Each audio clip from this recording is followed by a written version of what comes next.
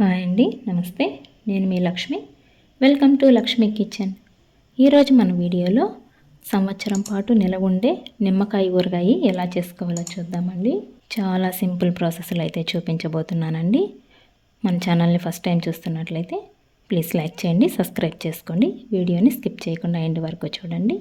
చాలామంది నిమ్మకాయ ఊరగాయ పెడితే బూజు పట్టేస్తుంది అంటారు కదండి.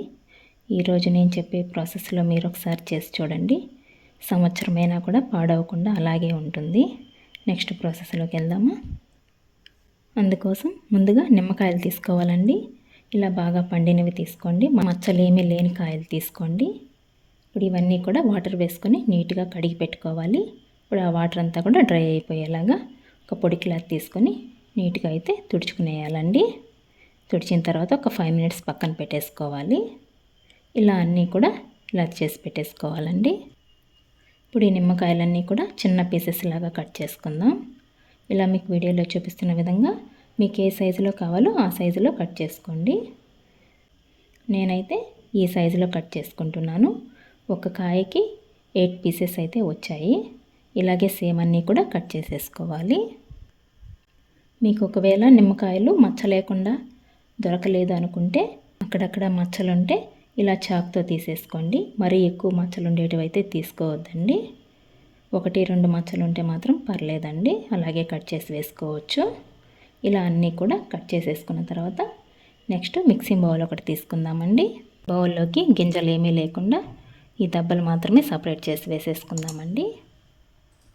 నెక్స్ట్ నేను ఒక గ్లాస్ తీసుకుంటున్నాను. ఈ నిమ్మ దెబ్బలన్నీ కూడా ఈ గ్లాసులోకి వేసుకుంటున్నానండి. మనం కట్ చేసుకున్న ఈ నిమ్మ దెబ్బలన్నీ కూడా నాకు 2 గ్లాసులు వచ్చాయండి. ఇప్పుడు ఇవన్నీ కూడా మళ్ళీ అదే బౌల్లోకి వేసేసుకుందాం.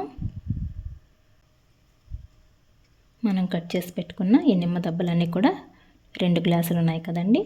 2 గ్లాసుల నిమ్మ దెబ్బలకి 1/2 గ్లాస్ సాల్ట్ అయితే వేసుకుంటున్నాను. అలాగే 1/2 గ్లాసు రెడ్ చిల్లీ పౌడర్ వేసుకుంటున్నానండి. ఇవన్నీ కూడా సరి బాగా కలుపుకుందాం. ఇలా మీకు వీడియోలో చూపిస్తున్న విధంగా ఇలా అంతా కూడా కలుపుకోవాలి. మీకు మచ్చలు ఉండే కాయలు ఎక్కువగా ఉన్నాయంటే అవి జ్యూస్ చేసుకుని ఈ ఊరగాయలోకి వేసేసుకోవచ్చండి. ఇలా అంతా కూడా కలుపుకొని క్లోజ్ చేసుకొని పక్కన పెట్టేసుకోవాలి. నెక్స్ట్ డే మార్నింగ్ ఓపెన్ చేసి చూస్తున్నానండి. చూడండి, ఆ నిమ్మరసం అంతా కూడా బాగా ఊరి బాగా జ్యూసీలాగా వచ్చింది కదా. ఇప్పుడంతా కూడా మళ్ళీ ఒకసారి కలుపుకొని ఇలా క్లోజ్ చేసుకొని ఇప్పుడు మళ్ళీ కూడా క్లోజ్ చేసుకొని ఒక 2-3 రోజులు ఇలాగే పక్కన పెట్టేసుకోవాలండి. రోజు డైలీ మార్నింగ్ అయితే మాత్రం ఇలా కలుపుతూ ఉండాలి. ఇప్పుడు నేను 4 days తర్వాత చూపిస్తున్నాను. చూడండి, అంతా కూడా బాగా బురిపోయింది కదా. ఇప్పుడు మనం పోపు పెట్టుకుందామండి. నెక్స్ట్ స్టవ్ ఆన్ చేసుకొని కడాయి పెట్టుకుందాం. కడాయిలోకి మనం ఏ గ్లాస్తో అయితే నిమ్మ దెబ్బలు తీసుకున్నామో అదే గ్లాస్తో 1/2 గ్లాసు ఆయిల్ వేసుకుంటున్నాను. ఆయిల్ బాగా హీట్ అయిన తర్వాత నెక్స్ట్ ఇందులోకి 1 tablespoon ఆవాలు వేసుకుంటున్నానండి. ఆవాలు కొద్దిగా ఎక్కువ ఉంటేనే టేస్ట్ బాగుంటుంది. ఈ ఆవాలంతా కూడా బాగా చిటపటలాడాక నెక్స్ట్ ఇందులోకి కొద్దిగా ఎండుమిర్చి వేసుకుంటున్నాను. నెక్స్ట్ పొట్టు తీసుకున్న వెల్లుల్లి కొద్దిగా వేసుకుంటున్నానండి. ఇవన్నీ కూడా ఫ్రై చేసుకుందామండి. ఇలా ఫ్రై అయిన తర్వాత స్టవ్ ఆఫ్ చేసుకొని పక్కన పెట్టేసుకుందాం. నెక్స్ట్ ఇందులోకి కొద్దిగా ఇంగువ వేసుకుంటున్నానండి. ఇంగువ మనం ప్యాన్ని స్టవ్ మీద నుంచి దింపేసిన తర్వాతే వేసుకోండి. ఆ వేడి మీదనే వేసుకుంటే మనకు ఫ్లేవర్ బాగుంటుంది. ఇప్పుడు అంతా కూడా ఒకసారి కలుపుకొని ఈ ఆయిల్ అంతా కూడా చల్లారేంత వరకు పక్కన పెట్టేసుకోవాలి. ఇప్పుడంతా కూడా ఆయిల్ బాగా చల్లారిపోయిందండి. ఇప్పుడు మనం ఊరగాయలోకి వేసేసుకొని అంతా కూడా కలుపుకుందాం. ఈ ఆయిల్ అంతా కూడా ఊరగాయలోకి బాగా కలిసేలాగా కలుపుతూ ఉండాలి. చూడండి, ఇలా మీకు వీడియోలో చూపిస్తున్న విధంగా ఇలా అంతా కూడా కలుపుకోవాలండి.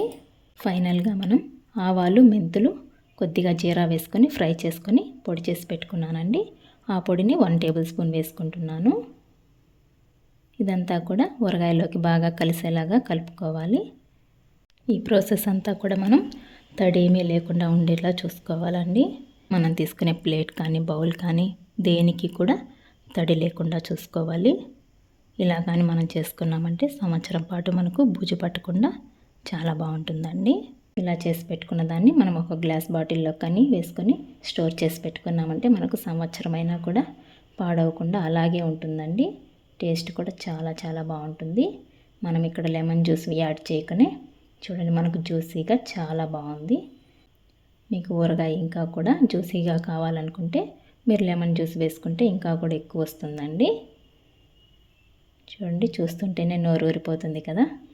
టేస్ట్ అయితే ఎక్సలెంట్గా ఉందండి. ఉప్పు కారం కూడా కరెక్ట్గా సరిపోయాయి. ఇలా చేసుకున్న దాన్ని మనం వేడి వేడి రైస్లోకి వేసుకొని తింటే చాలా బాగుంటుంది.